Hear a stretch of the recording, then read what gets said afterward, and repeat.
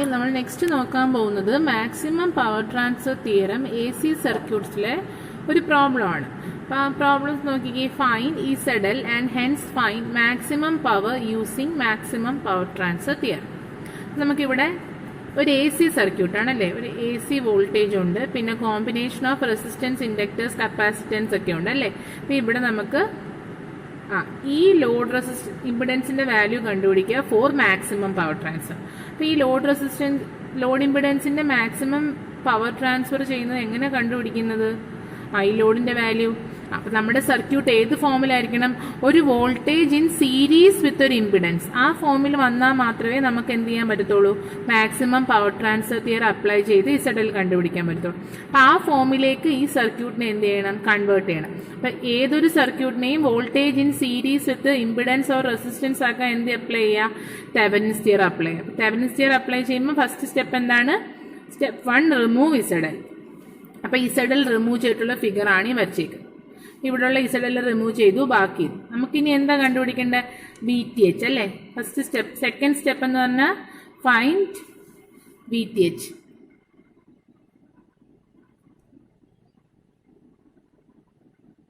ഇപ്പൊ ഫിഗറിൽ നോക്കിക്കേ. VTH എന്ന് പറഞ്ഞാൽ എന്താണ്?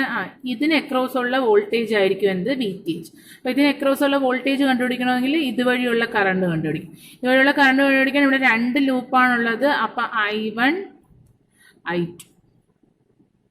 ഈ 2 മെഷ് സോൾവ് ചെയ്യുമ്പം കിട്ടുന്ന കറണ്ട് I2 ആയിരിക്കും ഇതിന് അക്രോസ് ഉള്ള കറണ്ട്. അത് വെച്ചിട്ട് നമുക്ക് എന്ത് കണ്ടുപിടിക്കാം? വോൾട്ടേജും കണ്ടുപിടിക്കാം. അപ്പോൾ ഫസ്റ്റ് ലൂപ്പ് സോൾവ് ചെയ്യാം. ഇവിടെ നിങ്ങൾക്ക് പ്ലസ് ഒന്നും തന്നിട്ടില്ല എന്നുണ്ടെങ്കിൽ മുകളിൽ പ്ലസ്, താഴെ മൈനസ് എടുക്കുക. AC ആയതുകൊണ്ട് ഇത് വേരി ചെയ്തിരിക്കും. ഒരു പർട്ടിക്കുലർ ഇൻസ്റ്റന്റിൽ നമ്മളിവിടെ പ്ലസ് മൈനസ് ആയിട്ട് അസ്യൂം ചെയ്തെടുക്കുക. 50 ആംഗിൾ 0 ആണ്.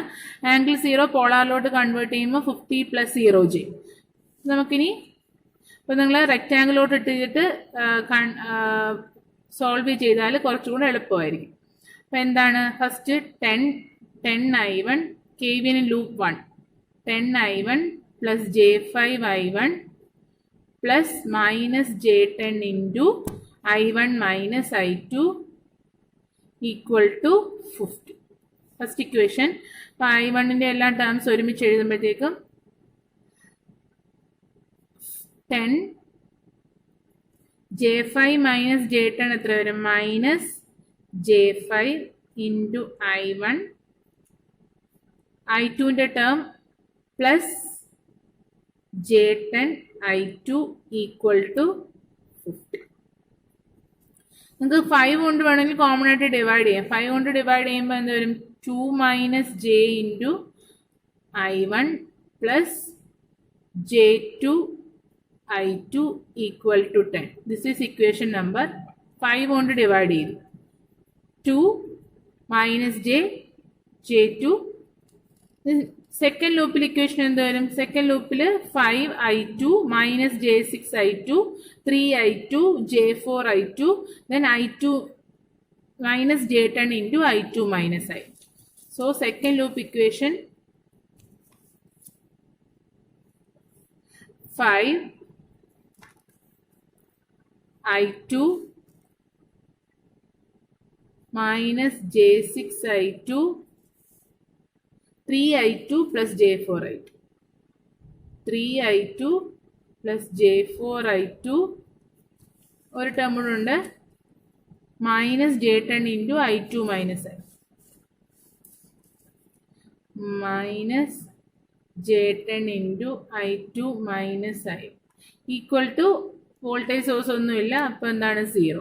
ഇത് സിംപ്ലിഫൈ ചെയ്യുക. I1ന്റെ ടേംസിലെയും I2ന്റെ ടേംസിലെയും എല്ലാം ഒരുമിച്ച് എഴുതുക. അപ്പോൾ I1ന്റെ ടേംസിൽ -J10 I1 -J10 I1 -J10 into -I1 so plus J10 I1 then I2ൻ്റെത് 5 + 3 8 then imaginary terms എന്തൊക്കെയുണ്ട്? -J6 + J4 that is -J2 -J2 -J10 that is -J12. So plus 8 minus 12J into I2 equal to 0.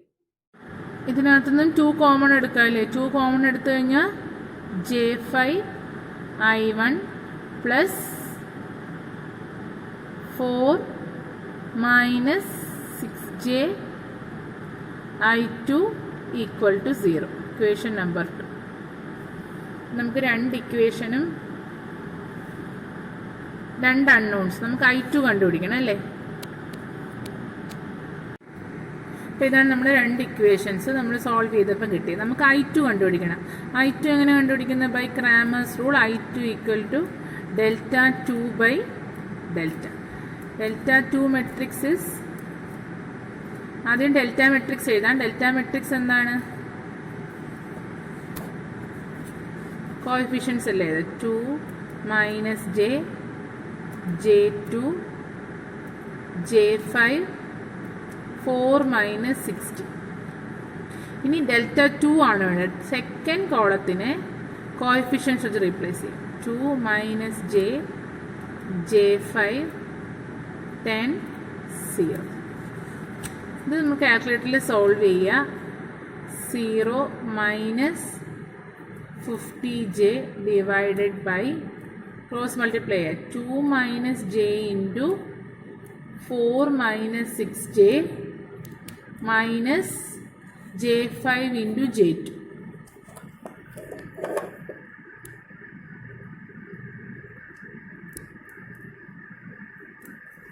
നമുക്ക് കാൽക്കുലേറ്ററിൽ ഇത് complex മോഡലിട്ട് solve ചെയ്യുമ്പോഴത്തേക്കും നമുക്ക് answer ഇങ്ങനെ കിട്ടും.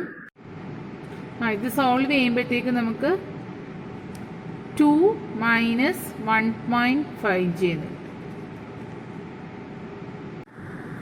നമുക്ക് I2 2 minus 1.5J എന്ന് കിട്ടി. അപ്പം VTH എന്ന് പറഞ്ഞാൽ എന്താണ്? VTH എന്ന് പറഞ്ഞാൽ ഇതിന് അക്രോസ് ഉള്ള വോൾട്ടേജ് ആണ് 3 പ്ലസ് J4. അപ്പം VTH കണ്ടുപിടിക്കാൻ 3 plus J4, this impedance into current flowing through it, that is 3 plus J4 into I2 അല്ലേ? നമുക്ക് VTH എത്ര കിട്ടും?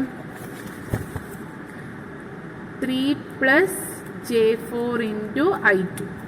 I2ൻ്റെ വാല്യൂ ഇപ്പം നമ്മൾ സിംപ്ലിഫൈ ചെയ്തു. ഇത് കാൽക്കുലേറ്റർ ഇട്ട് കൊടുത്തപ്പോഴത്തേക്കും നമുക്ക് കിട്ടിയത് 2 minus 1.5J. So 3 plus J4 into 2 minus 1.5J. നമുക്ക് സിംപ്ലിഫൈ ചെയ്യുമ്പം 12 പ്ലസ് 3.5J, ഇത്രയും വോൾട്ട്. ഇപ്പോൾ വോൾട്ടേജ് ഒക്കെ നമ്മളെപ്പോഴും പോളാർ ഫോമിൽ എഴുതുന്നതായിരിക്കും നല്ലത്. ഇതിപ്പം റെക്റ്റാങ്കുലർ ഫോമിലാണ് എഴുതിയത്. അപ്പോൾ നമ്മൾ VTH സോൾവ് ചെയ്തു. ഇനി നെക്സ്റ്റ് എന്താണ് സോൾവ് ചെയ്യേണ്ടത്? RTH കണ്ടുപിടിക്കണം അല്ലേ? അപ്പോൾ RTH കണ്ടുപിടിക്കാനുള്ള ഫിഗർ വരയ്ക്കാം.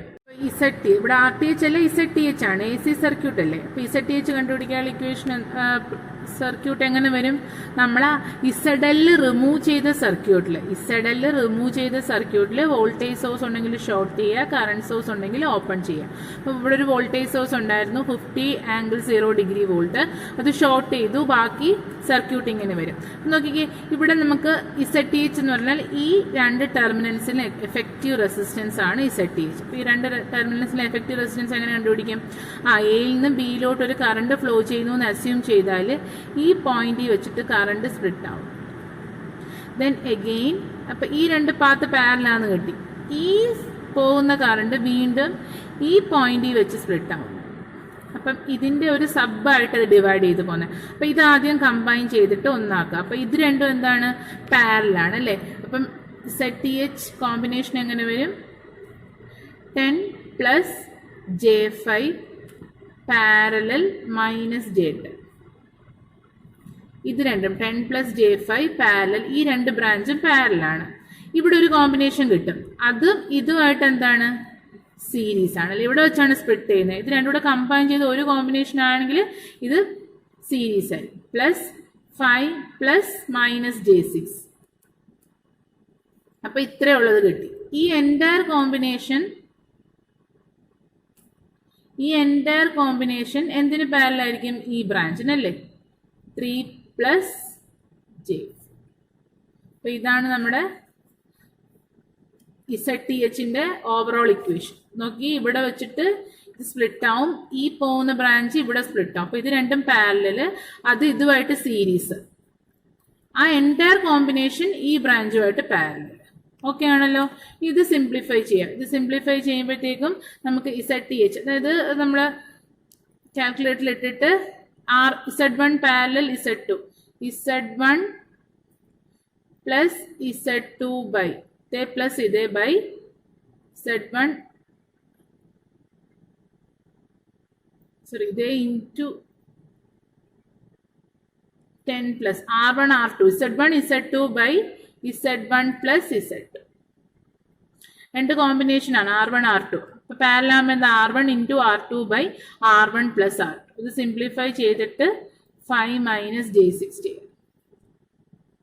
അതിനുശേഷം ആ കിട്ടുന്ന ആൻസർ 3 പ്ലസ് J4 ആയിട്ട് പാരലൽ ചെയ്യും. അപ്പൊ ഇത് സിംപ്ലിഫൈ ചെയ്യുമ്പോഴത്തേക്കും നമുക്ക് എത്ര കിട്ടും? Minus 100J minus J², minus into minus plus ആവും അല്ലേ, plus 50 divided by 10 minus J5 plus 5 minus J6 parallel 3 plus J. അപ്പോൾ ഇത് ഫർദർ സിംപ്ലിഫിക്കേഷൻ ഞാൻ ചെയ്തിട്ടുണ്ട്, ഇതിലായിരുന്നു ചെയ്തത്. അപ്പോൾ ഇത് ക്രോസ് മൾട്ടിപ്ലൈ ചെയ്യുമ്പോൾ 50 minus 100J 5 minus J6 into 10 minus J5 by 10 minus J5 parallel 3 plus J5. ഈ കോമ്പിനേഷൻ ഇത് മൾട്ടിപ്ലൈ ചെയ്ത് കാൽക്കുലേറ്ററിൽ കോംപ്ലക്സ് മോഡിൽ ആഡ് ചെയ്യുമ്പോൾ numerator 70 minus 185J, denominator 10 minus J5. ഈ ഡിവിഷൻ കാൽക്കുലേറ്ററിൽ ചെയ്യുമ്പോഴത്തേക്കും 13 minus 12J parallel 3 plus J5. രണ്ട് impedance parallel ആണെങ്കിൽ multiply ചെയ്യുക, ആഡ് ചെയ്യുക. 13 minus 12J into 3 plus J4 by 13 minus 12J plus 3 plus J4. Simplify ചെയ്യുമ്പോഴത്തേക്കും you get it as 3.95 plus 2.975J.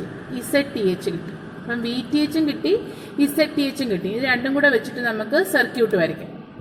ഇപ്പം Thevenin's last step Thevenin's equivalent വരച്ചു. Thevenin's equivalent VTH in series with ZTH. നമുക്ക് എന്താണ് അടുത്ത step?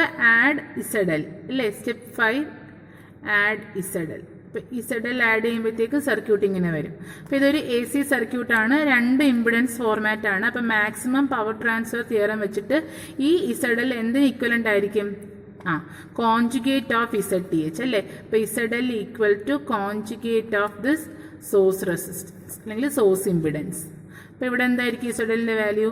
3.95 minus 2.975J. അപ്പോൾ ഇതാണ് ZLന്റെ value. ഇനി നമുക്ക് മാക്സിമം പവർ ട്രാൻസ്ഫർ ചെയ്തേക്കുന്നത് എന്താണെന്ന് കണ്ടുപിടിക്കാൻ Pmax equal to V² by 4 RTH അല്ലെങ്കിൽ RL, രണ്ടും സെയിം ആയിട്ട് വരും. V², വിയുടെ വാല്യൂ ഇവിടെ എന്താണ്? 12 plus 3.5J the whole square by 4 into RL. RL നോക്കിക്കണം, ഇവിടെ നമ്മൾ റിയൽ പാർട്ട് എന്താണ്? രണ്ടിനും റിയൽ പാർട്ട് എന്താ വരുന്നത്? 3.95. അത് തന്നെ ആയിരിക്കും RL. അതായത് RS പ്ലസ് JXS ഫോമില. അപ്പം RS പ്ലസ് JXS ഫോമിൽ RS ആയിരിക്കും RLന് വയ്ക്കല്. അപ്പം ZL എടുത്താൽ എന്ത് ഫോമിലാണ്? RL പ്ലസ് JXL ഫോമിൽ. അപ്പം ഇതിൻ്റെ റിയൽ പാർട്ട് രണ്ടും സെയിം ആണ്, ഇമാജിനറി ആണ് ചേഞ്ച് ആവുന്നത്. അപ്പോൾ ആ റിയൽ പാർട്ട് ഇങ്ങ് എടുത്ത് എഴുതിയാൽ മതി. അതായിരിക്കും നമ്മുടെ RL ഇൻറ്റു 3.95. ഇത് സോൾവ് ചെയ്യുമ്പോഴത്തേക്കും നമുക്ക് പോളാർ ഫോമിൽ, ഇത് കാൽക്കുലേറ്ററിൽ ഇട്ടിട്ട് സോൾവ് ചെയ്തിട്ട് കിട്ടുന്നത് റെക്റ്റാങ്കുലർ ഫോമിലായിരിക്കും. ആ റെക്റ്റാങ്കുലർ ഫോമിനെ കൺവേർട്ട് ചെയ്ത് പോളാർ ഫോമിലാക്കുമ്പോൾ ആൻസർ 4.8 ആംഗിൾ 32.5 ഡിഗ്രി. ഇത്രയും വാട്ട്സ് ആയിരിക്കും പവർ കിട്ടുന്നത്. ഓക്കെ ആണല്ലോ. ഇത് പോളാർ ഫോമിൽ ആൻസർ ആണ് എഴുതിയിരിക്കുന്നത്.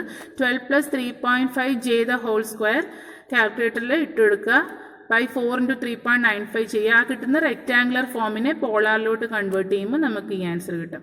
ഇതാണ് power maximum power delivered by power transfer theorem. അപ്പോൾ ഈ RL കാണുന്നത് ക്ലിയർ ആണല്ലോ. RL എന്ന് പറഞ്ഞാൽ നിങ്ങൾ ഇതിനകത്ത് റിയൽ ടേം എടുത്താൽ മതി. റിയൽ പാർട്ട് എന്ന് പറഞ്ഞാൽ ഓട്ടോമാറ്റിക്കലി RL ആയിരിക്കും. ഓക്കെ ആണല്ലോ.